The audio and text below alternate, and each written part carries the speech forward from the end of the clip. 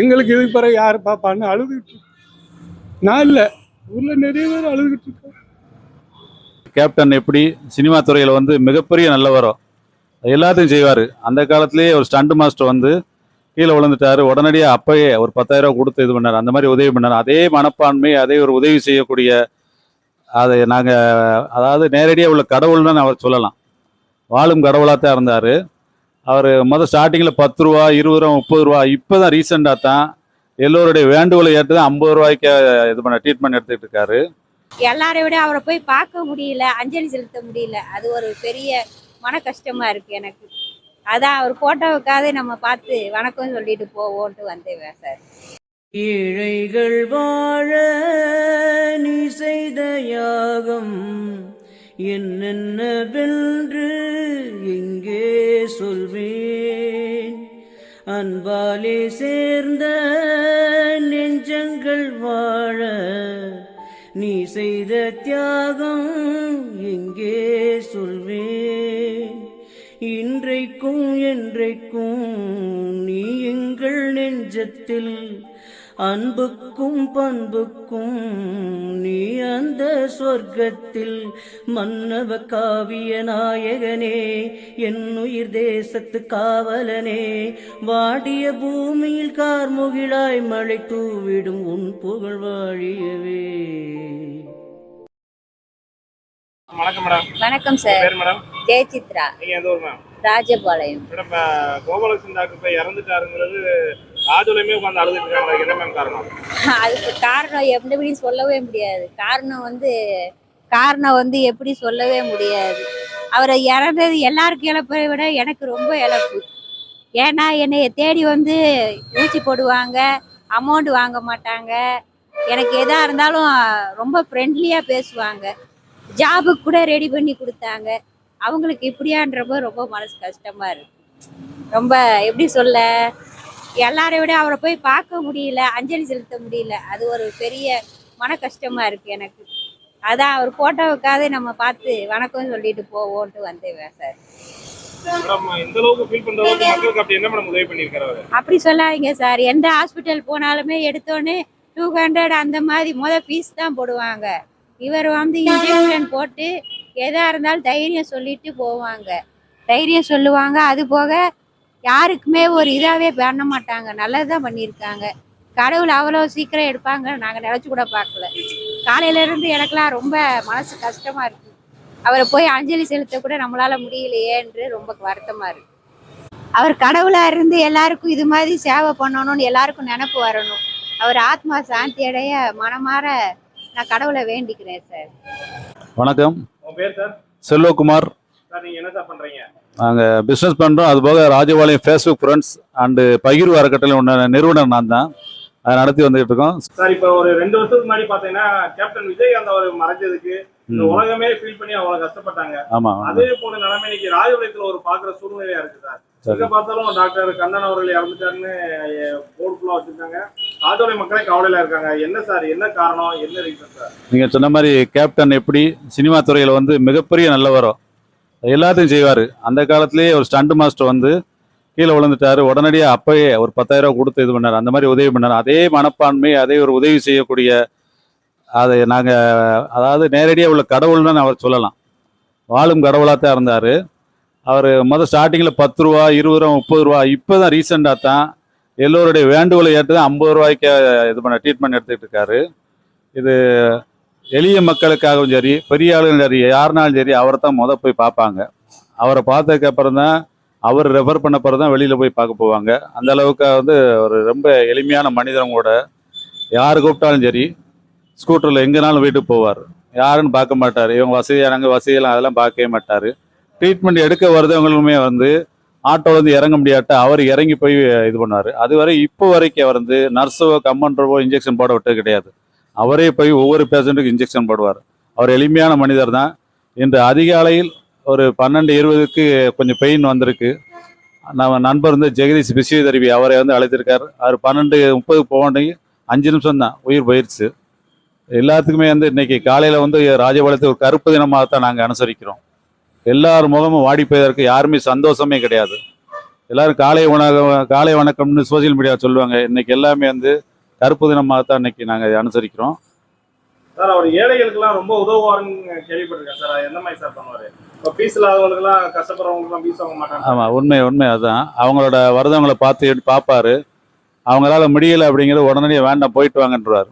அவங்களோட ட்ரெஸ்ஸு இந்த இதெல்லாம் பார்ப்பாரு, என்ன பண்ணுறீங்கலாம் கேட்பாரு. அதே மாதிரி எல்லாத்துக்குமே ஆறுதல் வார்த்தை சொல்லுவார். நீங்கள் எவ்வளோ பெரிய ஆள் இருந்தாலும் ரொம்ப உடம்பு சரியில்லைன்ட்டு வருவாங்க, செக் பண்ணுவார், ஒன்றும் இல்லை 2 நாள் சரியாக போகும் அப்படின்னு ஆறுதல் வார்த்தை. அதுலேயே பாதி ஆஸ்பத்திரி விட்டு போகும்போதே பாதி நோய் போயிடும். அவர்கிட்ட பார்த்த அனுபவம் ஏதாவது உங்கள்கிட்ட இருக்கா சார்? ஆமாம், நிச்சயமாக சார்.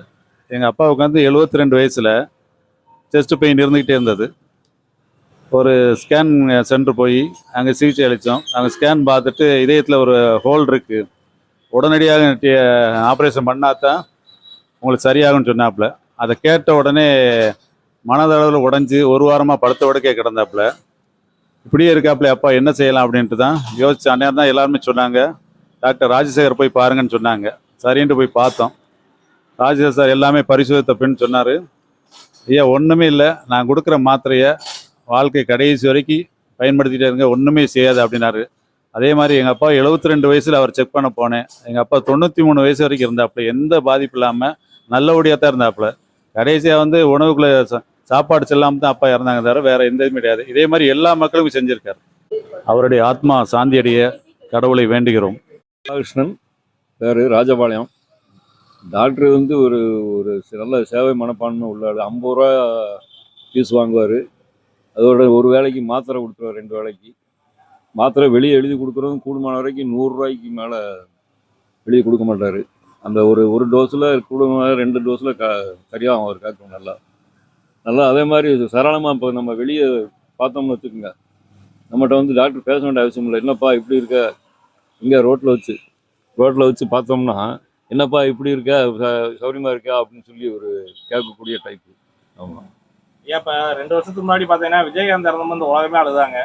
இன்னைக்கு இந்த ஒரு டாக்டர் இறக்கும்போது ராஜபாளையமா அழுகிறதுக்கு காரணம் என்னையா? அந்த அளவுக்கு மக்கள் அவர் மேலே அவர் வந்து இப்போ ஒரு டாக்டருங்கிற ஒரு எண்ணம் இல்லாத ஒரு ஆள், சாதாரண ஒரு பாமர மனுஷங்கிட்ட கூட அவர் இயல்பாக பேசக்கூடிய ஆள், ஒரு ஆறுதலாக பேசக்கூடிய ஆள், வைத்தியமும் குறைஞ்ச ஒரு செலவில் நல்ல வைத்தியம் கொடுக்குற ஆள்.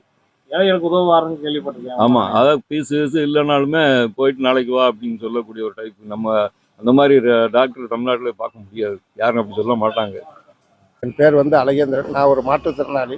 இது வரைக்கும் நம்ம ஊரில் வந்து ஒரு டாக்டர்னாலே இப்படிப்பட்ட ஒரு டாக்டரை நம்ம எங்கேயுமே பார்க்க முடியாது. இந்த காலத்தில் புதுசாக வந்தவங்களே வந்தாலுமே 500 ரூபாய் குறைஞ்சி வாங்காதவங்க. ஆனால் இன்னைக்கு வரைக்கும் இந்த 2025 வரைக்கும் 50 ரூபாய்க்கு மேலே வாங்கினதே கிடையாது. இப்படிப்பட்டவர் வந்து ராஜபாளையத்துக்கு வந்து கிடைச்சது ரொம்ப மிகப்பெரிய வரப்பிரசாதம். ஆனால் இவர் இழந்ததுக்கப்புறம் இன்னுமே வந்து அதே மாதிரி இடத்துக்கு யார் வருவாங்கிறது சொல்ல தெரியாது. ஆனால் இருந்தாலும் இவருக்கு அவர் நினச்சிருந்தா அவர் படித்த படிப்புக்கு எங்கேனாலும் போயிருந்துக்கலாம், எவ்வளோ நாளும் சம்பாதிச்சுக்கலாம். சம்பாத்தியம்ங்கிறது ஒன்றும் இல்லை. அவர் மட்டுமில்லை, அப்பாவும் அப்படித்தான் இருந்திருக்காங்க. அந்த காலத்தில் கேள்விதான் பட்டிருக்கேன், நான் பார்த்தது கிடையாது. அதே மாதிரி இவங்க இந்த இதுக்கு இருந்திருக்காரு.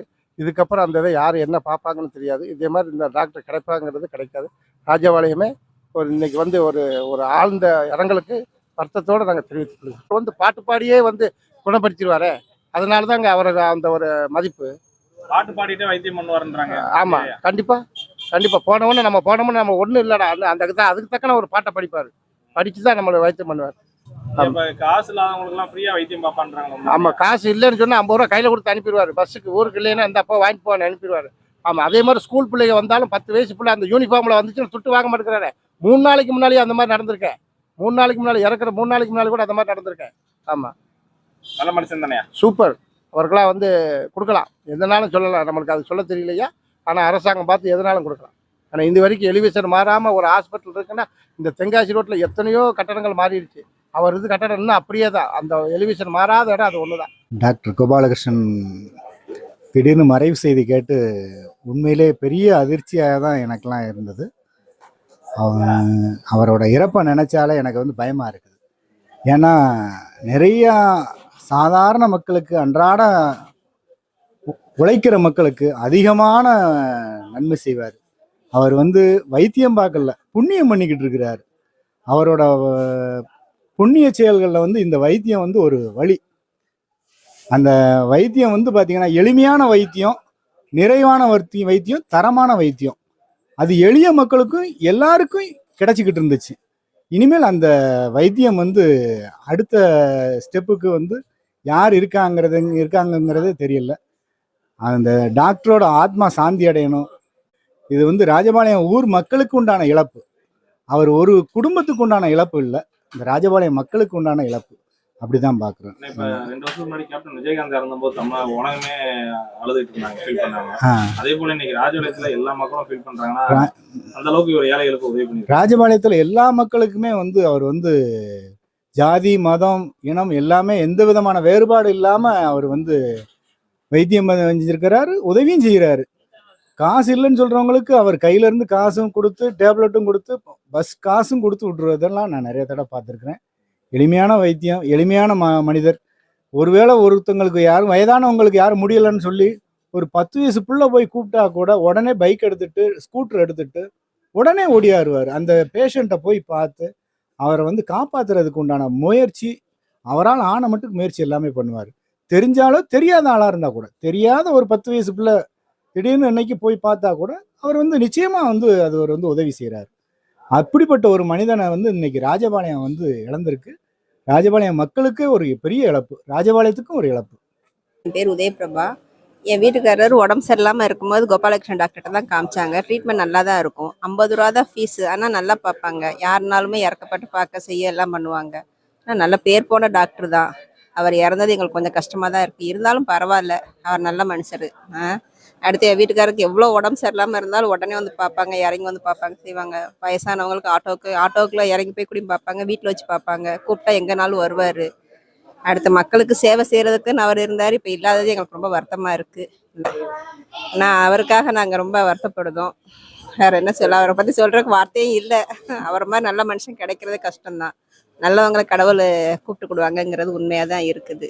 வேறு ஒன்றும் சொல்கிறதுக்கு இல்லை. ரொம்ப தேங்க்ஸ்ண்ணா. ஐயா, எனக்கு ராஜபாளையம் கோபாலகிருஷ்ண ஆஸ்பத்திரிக்கு எதிர்த்த தெருவில் பிறந்து வளர்ந்தவன். அவர் கோபாலகிருஷ்ண டாக்டர், அதாவது ராஜசேகர் என்ற கண்ணன், இன்னைக்கு நைட்டில் அதிகாலையில் மாரடைப்பில் இறந்துட்டார். ராஜபாளையம் நகர மக்களுக்கு மொத்தமும் ஒரு பேரிழப்புன்னா ஒரு இழப்பு. வைத்தியம்னா ஒரு 50 ரூபாய்க்கு இந்த மாதிரி வைத்தியம் பார்க்கறதுக்கு தமிழ்நாட்டில் யாருமே இல்லை. நாங்கள்லாம் என்ன செய்யன்னே தெரியாமல் ராஜபாளையத்தில் இருக்கிற 70% ஜனங்க ரொம்ப வருத்தத்தில் தான் இருக்காங்க. யார்கிட்ட போய் சொல்லி அழுகணுன்னு எங்களுக்கு தெரியலை. இது அவங்க அப்பா காலத்திலேருந்து 5 ரூபாயிலேருந்து வைத்தியம் பார்த்தவங்க ஐயா. 20 ரூபா, இப்போ தான் 50 ரூபா வாங்குறாரு. எல்லா டாக்டரும் ஊரில் டாக்டர் எல்லாம் சத்தம் போட போய் 50 ரூபா வாங்குறாரு. அதுக்கு மேலே ஒன்றும் செய்ய மாட்டேன். எல்லா வீட்டுக்கும் போவாரியா. இந்த வீடுன்னு கிடையாது, எல்லா வீட்டுக்கும். தமிழ்நாடை பொறுத்து இந்தியாவில் வேற யாரும் இருக்காங்கன்னு ஏற்கனவே ஒரு ஆள் மதுரையிலேயே தான் ஒரு ஆள் இருந்து இறந்தாரு. அவர் 20 ரூபா டாக்டர்னு சொல்லி. இப்போ ராஜபாளையத்தை பொறுத்தளவு அவர் 50 ரூபா டாக்டர். டாக்டர்னா தெய்வமியா.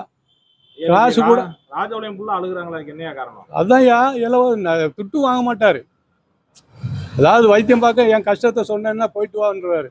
மரணத்துக்கு போனாலும் ஊசி போட்டு மாத்திரை கொடுத்து அனுப்புவார். யாரையா அனுப்புவா? இப்போ உள்ள சூழ்நிலை யார் அனுப்புவா? 500 ரூபா தொட்டு பார்க்கறதுக்கே 500 ரூபா வாங்குறாங்க. மாத்திரை 2000 ரூபாய்க்கு எழுதி கொடுக்குறாங்க. ஒன்றும் சரியாக மாட்டேங்குது. அந்த மாதிரி இருக்கும்போது இவர் அப்படி இல்லை. 2 தரக்க இல்லை, 3 தரக்கவா. கிராம ஜனங்களுக்கு இன்னும் தெரியல சார். இங்கே ஆஸ்பத்திரிக்கு முன்னாடி வந்து ஒப்பாரி வச்சுருவாங்க. கிராம ஜனங்களுக்கு இன்னும் தெரியலை. அப்படியும் வந்தவங்க அவரை எடுத்து வீட்டில் போய் என்ன செய்யன்ட்டு யாரும் வரலை. அந்த நிலைமையில் இப்போ ராஜபாளையத்தில் ஜனங்க ரொம்ப ரொம்ப வருத்தத்தில் இருக்காங்க சார். ஏன் 2 வருஷத்துக்கு முன்னாடி கேப்டன் விஜயகாந்த் இறக்கும்போது உலகமே இப்படி அழுதுட்டு இருந்துச்சு. இன்னைக்கு வந்து ராஜபாளையத்துல ஒரு டாக்டர் இறக்கும்போது இப்படி அழுகுறாங்க. அப்ப அந்த அளவுக்கு ஒரு மக்களுக்கு நல்லது பண்ணியிருக்காரு. ரொம்ப நல்லது பண்ணியிருக்காருயா. ரொம்ப இந்த மட்டும் இல்லை, யாரா இருந்தாலும் சரி அவர் எதுவுமே பார்க்க மாட்டார். பேஷண்ட் அவ்வளோதான், வைத்தியத்துக்கு வந்திருக்கான், வைத்தியம் பார்க்கணும். இந்த மாதிரி அமைப்பில் தான் அவர் வைத்தியம் பார்த்தாரு. துட்டு இல்லையா போன்றுவார். இல்லையா, கிராமத்தில் இருந்தோம் அவசரத்தில் வருவாங்க, காசு வச்சுருக்கியா, பஸ்ஸுக்கு கூட காசு கொடுத்துடுவார் சார். பஸ்ஸுக்கு கூட காசு கொடுத்துடுவார். யார் கொடுப்பா? இதெல்லாம் அவர் இடம் தான். இப்போ தான் விற்றாரு, சமீபத்தில் தான் விற்றாரு. இந்த இடம் 70-80 வருஷம் ஆகுது சார் இந்த கட்டடம் கட்டி. நான் பிறகு முன்னாடி கட்டினது இந்த கட்டட ஆஸ்பத்திரி. இப்போயும் 50 ரூபாய்க்கு மேலே வாங்குற. 50 ரூபாய்க்கு ஊசி போட்டு மாத்திரை மருந்து கொடுத்து 2-3 நாளைக்கு வர சொல்லுவார். வேற எங்கேயும் காய்ச்சல்னு போனால் அந்த டெஸ்ட் எடு இந்த டெஸ்ட் எடு அது இதுன்னு பண்ணி 3000 4000 செலவு இழுத்து வைப்பாங்க. ஆனால் இங்கே அது கிடையாது. 2 தடவை வந்தால் சரியாக போகும். தெய்வம் தானே அவரு. தெய்வம் ஐயா, தெய்வத்திலே காலையிலேருந்து நான் தூங்கவே இல்லையே. எங்களுக்கு இதுக்கு பிறகு யார் பாப்பான்னு அழுதுகிட்டு இருக்கு. நான் இல்லை, ஊரில் நிறைய பேர் அழுதுகிட்டு இருக்காங்க. டாக்டர் வந்து பொதுவாகவே ராஜபாளையத்துக்கு கிடைச்சது ஒரு வரப்பிரசாதம் தான். ஏன்னா குறைஞ்ச இதில் வந்து மக்களுக்கு நல்ல முறையில் வைத்தியம் பார்க்குறாரு. அவர் வந்து இழப்பு வந்து எல்லாத்துக்குமே கொஞ்சம் ஒரு ஈடு கொடுக்க முடியாதது தான். ஆனா இப்ப 2 வருஷத்துக்கு முன்னாடி பாத்தீங்கன்னா கேப்டன் விஜயகாந்த் இறங்கும்போது உலகமே அழுதாங்க. அதே மாதிரி இன்னைக்கு இந்த டாக்டர் இறங்கும்போது ராஜபாளையமே அழுகுறாங்க. அந்த அளவுக்கு என்னென்ன பண்ணியிருக்காரு அவர் வந்து வைத்தியத்தங்க. அதாவது அவர் ஒரு தடவை 2 தடவை வந்து இது பண்ணி விட்டாங்கன்னா கியூர் ஆயிருதுன்னு சொல்லி மக்களுக்கு ஒரு நம்பிக்கை தான். வந்து நல்ல முறையாக பார்க்குறாங்க, நல்ல முறையாக செஞ்சு கொடுக்குறாரு. ரூபாவும் ரொம்ப கம்மியா வாங்குறாருன்றாங்க. என்னம்மா ரூபா ரொம்ப கம்மியா வாங்கி ஆமா, அது ஒருத்தவங்களுக்கு இல்லைன்ட்டாங்கன்னா சரி போயிட்டு அடுத்த நெக்ஸ்ட் டைம் கூட வந்து நீ கொடு அப்படின்னு தான் சொல்றாரு. அந்த அளவுக்கு ஏழைகளுக்கு நல்லா உதவி பண்ணி நல்லா உதவி பண்றாரு. அப்போ அவர் இறந்தது ரொம்ப கஷ்டமா இருக்கானே. ரொம்ப ரொம்ப கஷ்டம். வணக்கம், நான் ராஜபாளையம்லேருந்து பேசுகிறேன். என் பேர் சதீஷ்குமார். நான் இது மாதிரி கோபால் டாக்டர் தான் வைத்தியம் பார்த்தேன். ஒரு பைசா கூட வாங்கலை. உலகத்தில் அந்த மாதிரி டாக்டர் எங்கேயும் பார்க்க முடியாது.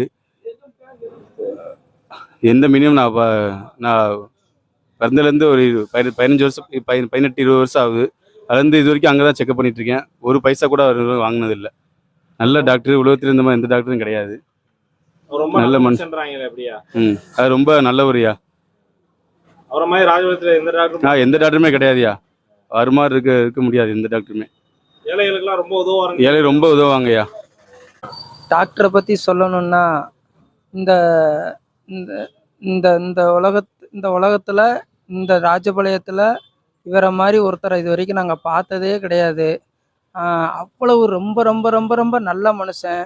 வாழ்ந்தால் இவர் போல் வாழணும்னு ஒரு பாட்டு உண்டு. அந்த பாட்டுக்கு உருத்தானவர் இவர் தான். அதனால வந்து இவருடைய இறக்கல் வந்து எல்லாருடைய மனசையும் ரொம்ப உடைச்சது. அதுக்காக நாங்கள் ரொம்ப வருத்தம் தெரிவிக்கிறோம். Sri Andal Azhagar YouTube channel like பண்ணுங்க, ஷேர் பண்ணுங்க, சப்ஸ்கிரைப் பண்ணுங்க.